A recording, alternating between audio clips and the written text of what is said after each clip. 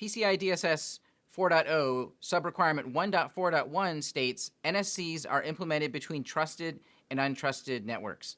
If you've been reading through the DSS this far, you've seen that 1.3 talks about traffic between the CDE and outside the CDE, and you might be a little confused about this requirement. It's important that we've used terms now to define trusted and untrusted networks. So let's talk about those for a second. An untrusted network is a network that is outside your organization's control, such as the internet. But it could also be a business partner's network or a network that's part of your company, but not something that the same team who can have confidence about the management of the network is in control of. And then finally, the trusted networks are everything that's within your organization, including the CDE.